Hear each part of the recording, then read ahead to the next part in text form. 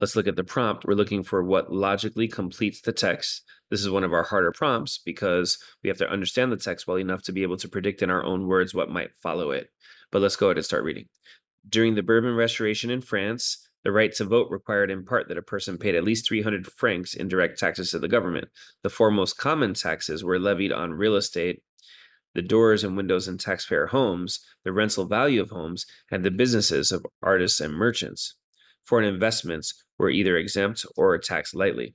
Although relatively few people paid the tax on real estate, it was the main means of voter qualification and accounted for over 2/3 of government receipts during this period, suggesting that during the Bourbon Restoration, only wealthy people voted because few people paid tax on real estate, and most of the taxes were coming from real estate. The four most common taxes were levied on real estate, doors and windows, which is part of your real estate, rental value, which is real estate, and businesses, which tend to be located in real estate.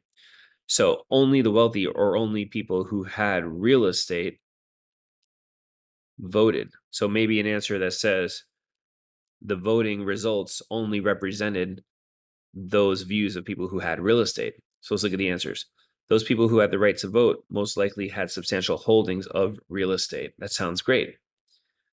B, the voting habits of the artisans and merchants were effective in reducing tax burdens on businesses. That's more specific than what we were reading. We don't know what increased or reduced the tax burden beyond what was already the case.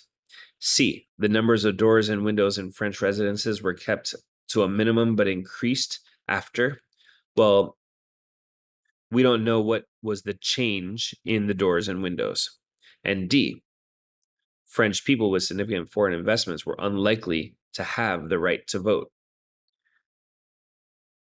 Well, I don't know if that's true because these people who have significant foreign investments may also have real estate because they have different investments. So we just don't know whether they have real estate or not. And so the answer that works here is A.